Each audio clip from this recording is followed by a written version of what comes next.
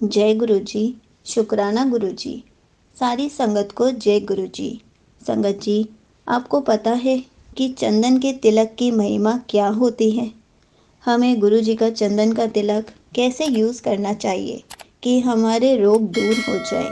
तो चलिए एक आंटी जी का सत्संग सुनते हैं जिसमें उन्होंने चंदन के तिलक की महिमा के बारे में बहुत अच्छे से बताया है। ये सत्संग पूरा ज़रूर सुनिएगा, आपको बहुत अच्छा आंसर मिलेगा। तो चलिए आंटी जी का सत्संग सुनते हैं। जय गुरु जी। जय गुरु जी संगत जी। ये मेरा आंटी जी के चैनल पर 8वां सत्संग है। किसी कारणवश शायद गुरु जी की आज्ञा नहीं होगी, उस वक्त मेरा जो 7वां सत्संग था, जो मैंने आंटी जी के साथ कुछ टाइम पहले शेयर किया था, वो मैंने सुना ही नहीं।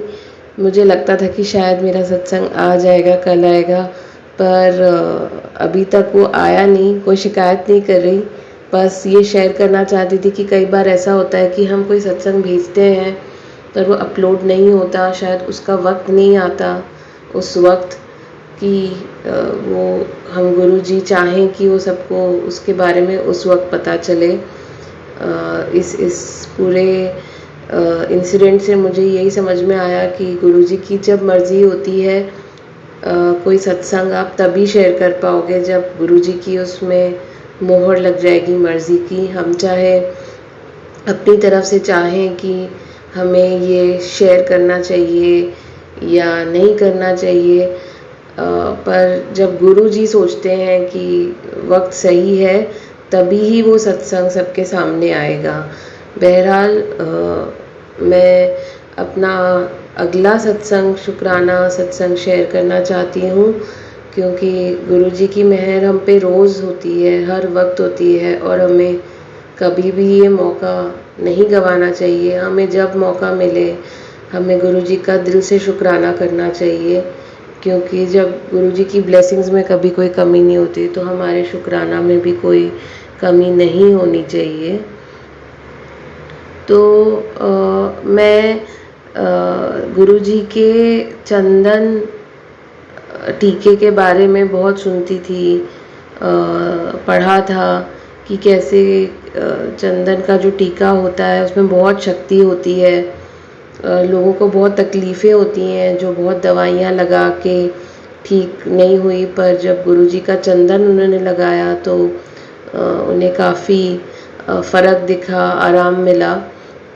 तो ये उसी से जुड़ा हुआ एक सत्संग है। मेरे पैर में काफ़ी टाइम मैं अगर बोलूँ तो समझ लीजिए 3-4 साल से एक कॉर्न था। फिर थोड़े टाइम बाद, समझ लीजिए 2 साल बाद, दूसरा कॉर्न आया सेम पैर पे, और मैं सोचती थी कि ये इतने कॉर्न क्यों आ गए हैं, और ये तो ऐसा मेरा कुछ वो भी नहीं है लाइफस्टाइल कि ये डेवलप हो या कुछ हो। पर काफ़ी टाइम से थे मेरे पैर पे, और थोड़े थोड़े वक्त के साथ बड़े भी हो गए थे, काफ़ी उभरा हुआ फील होता था वो।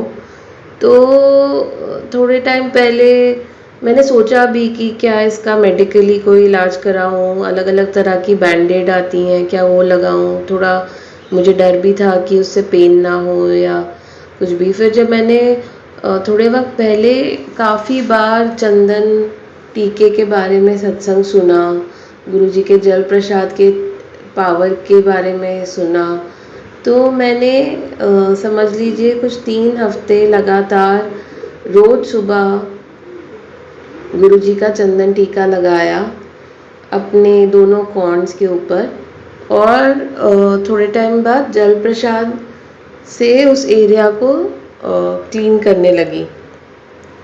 आप यकीन नहीं मानेंगे, मेरा जो कॉर्न है धीरे धीरे करते करते वो एकदम सबसाइड हो गया। और मैं क्या देखती हूँ, जो गुरुजी का स्वरूप है वो चंदन, क्योंकि मैं उनके स्वरूप पे रोज़ थोड़ा थोड़ा लगाती थी, तो जो कॉर्न मेरे पैर में था उसकी शेप उनके माथे पे बन गई। मतलब वो ऐसा ही लगा जैसे वो कॉर्न मेरे पैर से निकल के उन्होंने अपने ऊपर ले लिया। तो शुक्राना गुरुजी, आपने फिर से दिखाया कि आप कैसे हमारे अंग संग रहते हैं, और कोई तकलीफ़ अगर हो तो उसमें कैसे हमारे सारे कष्ट दूर कर देते हैं। ये दूसरा सत्संग है एक सुबह का। मैं ऑफ़िस जाने के लिए अपने बस स्टॉप पे वेट कर रही थी और कुछ ऐसा हुआ था कि काफ़ी काम का प्रेशर था, मेरी बस लेट हो रही थी, तो मैं थोड़ी हैसल्ड सी थी। उसी वक्त एक जेंटलमैन आते हैं पूरे काले कपड़ों में और वो मुझे बोलते हैं, मैंने एक बस वाले से पूछा कि भैया आप मेरे बस के रूट पे जाएंगे क्या?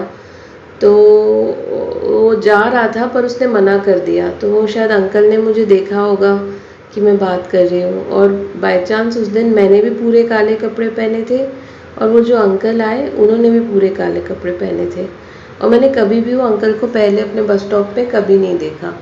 तो वो अंकल जी मेरे पास आके बोलते हैं कि मैंने सुना आपको इस जगह पे जाना है, मेरी ना एक राइड कैंसिल हो गई तो मुझे कंपनी वालों ने फ्री टैक्सी राइड दी है, तो अगर आप चाहो तो आप मेरे साथ चल सकते हो। अब मैंने सोचा कि ये तो कभी ऐसा नहीं हुआ कि बस की राइड कैंसिल हो गई तो उन्होंने टैक्सी की राइड दे दी और बाय चांस ये अंकल ने मुझे देखा और ये मेरे को ही आके बोल रहे हैं कि आपको चलना हो तो आप मेरे साथ चल सकते हैं। मतलब वो उस मोमेंट पे मुझे लग रहा था कि मैं इतनी लेट हो जाऊंगी, मैं कैसे जाऊंगी। मैंने बोला ठीक है अंकल जी, हम चलते हैं, स्प्लिट कर लेंगे, शेयर कर लेंगे जो भी खर्चा होगा। बोलते नहीं नहीं, आप मेरी बेटी की तरह हो, मैं आपको छोड़ देता हूँ। और फिर मुझे उसी टाइम समझ में आ गया कि ये तो गुरुजी हैं, क्योंकि मुझे उनके मैसेज भी आ रहे थे कि पुत्र मैं तुझसे मिलने आऊँगा तो मुझे पहचान ले, हो तो मुझे पहचान ले। वो चुपचाप जाके दूर बैठ गए, बोले कि अभी तो मेरी टैक्सी आने में टाइम है, आप थोड़ी देर में चलना। तो मैं भी खड़ी हुई थी पर मेरे को मन में ये मैं समझ गई थी कि ये गुरुजी हैं जो मुझसे भी बात करके गए हैं। मेरा दिल उसी में ही खुश हो गया।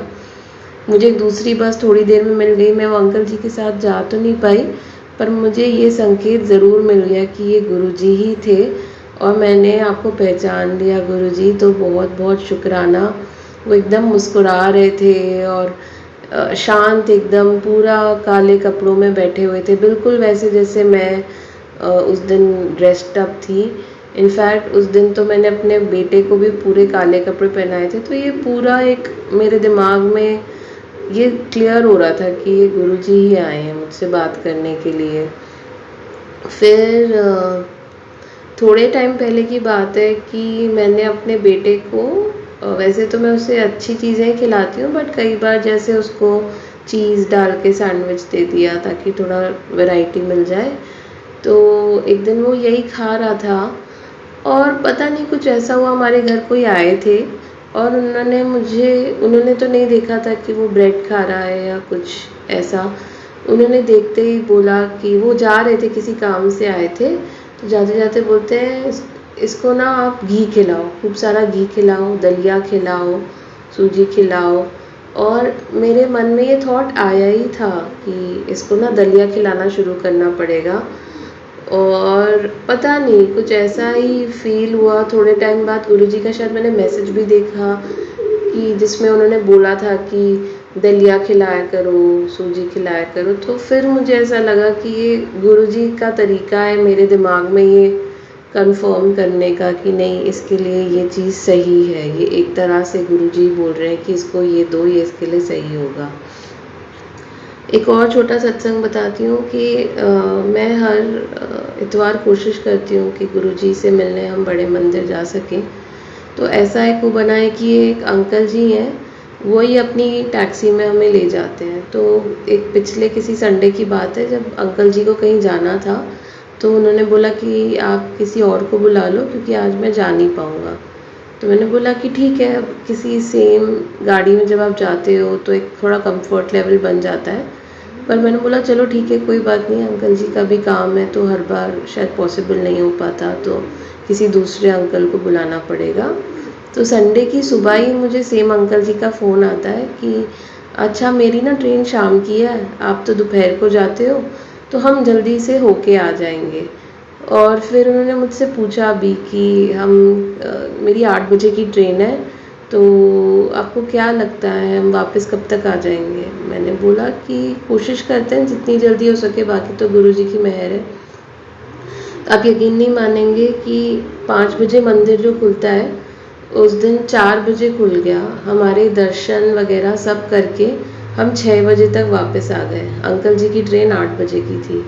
उनके पास पूरे 2 घंटे थे। वैसे हम 7 बजे तक वापस आते हैं, उस दिन अंकल जी के पास पूरे 2 घंटे थे कि वो अपने घर जाके सामान लेके स्टेशन पहुंच सकें। तो ये फिर गुरुजी की ही पूरी मर्ज़ी थी कि उन्होंने मेरे दर्शन भी पूरे कराए, क्योंकि ये दिन उन्होंने ही बांध रखा है कि हर इतवार आना है दर्शन करने। और उन्होंने ऐसा वो किया कि हम वक्त से पहले घर भी वापस आ गए। तो बहुत बहुत शुक्राना गुरुजी, लख लख शुक्राना।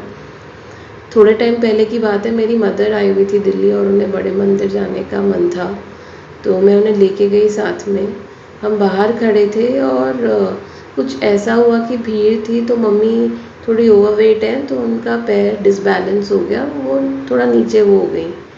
खैर उस वक्त उन्हें तो वो खड़ी हो गई अपने आप। हमें लगा कि कहीं दर्द ना हो या कुछ परेशानी ना हो, पर हम अंदर गए, दरबार में एकदम सामने बिठाया गुरुजी ने। बहुत अच्छे दर्शन हुए, मदर को बहुत अच्छा लगा, इतने नज़दीक से गुरुजी के स्वरूप के सामने वो बैठी थी। तो हम जब बैठे थे तो मम्मी के पैर के ऊपर किसी और आंटी जी का पैर लग गया। तो जहाँ उनको घुटने उनके रिप्लेस हुए हैं, तो उन्होंने पूरा वज़न दिया घुटनों के ऊपर और फिर वो खड़ी हुई। तो मम्मी को थोड़ा दर्द हुआ, तो आंटी जी ने बोला कि मेरे घुटने रिप्लेस हुए हैं तो मैं बैठ नहीं पा रही। तो मम्मी ने बोला अरे ये सेम तकलीफ़ तो मुझे भी है, पर हमने कुछ बोला नहीं। फिर साथ ही में एक और आंटी जी बैठी थी, उन्होंने हमारी बात सुनी और मुस्कुराते हुए मम्मी के पैर दबाने लग गई। तो मम्मी ने बोला अरे आप ऐसे क्यों कर रही हैं? तो वो और दबाती है। मैंने बोला ये सेवा दी है इनको बैठे बैठे गुरुजी ने, और जो आपको शायद बाहर चोट लगी भी होगी तो आंटी ने आपकी सेवा करके आपका सारा दर्द हटा दिया। और आप यकीन मानिए, हम जब घर वापस आए मम्मी को कोई दर्द नहीं था। शुक्राना गुरुजी, मुझे पता है आप हर वक्त हमारे साथ होते हो, आप हर चीज़ अपनी निगरानी में कराते हो, आप हर कष्ट दूर करते हो। आखिरी एक सत्संग बताती हूँ कि थोड़े दिन पहले रात का वक्त था, मैं कमरे में लाइट बंद थी, अपने बेटे को सुला रही थी और अचानक मेरे बेटे की आंखें बंद थी और मैं भी थोड़ी नींद में ही थी। अचानक एक बहुत तेज़ प्रकाश मुझे अपने कमरे से जाता हुआ दिखा। मतलब वो इतना तेज़ था कि मेरे बच्चे ने उठ के भी उसको नोटिस किया, क्योंकि उसकी आंखों तक में फ़ील हुआ। और मैं उस दिन मन में बोल ही रही थी कि गुरुजी मैंने कब से आपके दर्शन नहीं किए, किसी तरह से हमसे मिलिए, हमसे हमारे आसपास अपनी प्रेजेंस फील कराइए। और उस दिन जो वो प्रकाश मेरे रूम से होते हुए गया, मेरे को मन में ये पूरी कॉन्फिडेंस है कि वो गुरुजी ही वहाँ से गुज़र के गए, ब्लेस करके गए, क्योंकि मैंने वो फ़ील किया। मेरा बेटा जिसकी आंखें बंद थी उसने उठ के वो फ़ील किया। ये मैंने पहले भी महसूस किया है। गुरुजी हैं, एक प्रकाश है, एक शक्ति है, तो और क्या हो सकता है फिर अगर वो गुरुजी नहीं थे तो हर चीज़ के लिए शुक्रिया गुरुजी, हर चीज़ का शुक्राना। हमारी ज़िंदगी में अपने आप को, अपनी प्रेजेंस फील कराने के लिए शुक्राना, हमें आपसे जोड़ने के लिए शुक्राना, जोड़े रखने के लिए शुक्राना। हमारे साथ रहिएगा, हमें प्लीज़ ब्लेस करते रहिएगा, सब आपकी मर्ज़ी से ही होता है। अब मैं गुरुजी के मंत्र जाप के साथ अपना सत्संग यहीं पे विराम करती हूँ। ओम नमः शिवाय, शिव जी सदा सहाय। भाभी, ओम नमः शिवाय, शिव जी सदा सहाय। ओम नमः शिवाय, गुरुजी सदा सहाय। जय गुरुजी, शुक्राना गुरुजी। Thank you so much aunty ji. आपने अपना सत्संग पूरे गुरु परिवार के साथ शेयर किया। आपने बहुत अच्छे से बताया कि हमें गुरु जी के चंदन के तिलक को कैसे यूज़ करना चाहिए। संगत जी, ये बात बिल्कुल सच है। जब हम गुरु जी के चंदन का तिलक यूज़ करते हैं और वही तिलक गुरु जी को लगाकर अपने चोट वाले एरिया पर लगाते हैं, तो गुरुजी उसको जड़ से ठीक कर देते हैं। गुरुजी उस कष्ट को अपने ऊपर ले लेते हैं। थोड़ा सा टाइम ज़रूर लग सकता है, लेकिन गुरुजी कष्ट को अपने ऊपर ज़रूर लेते हैं। गुरुजी पर हमें हमेशा विश्वास बनाए रखना चाहिए ताकि गुरुजी हमारे कष्टों को दूर कर सके। जय गुरुजी। शुक्राना गुरुजी।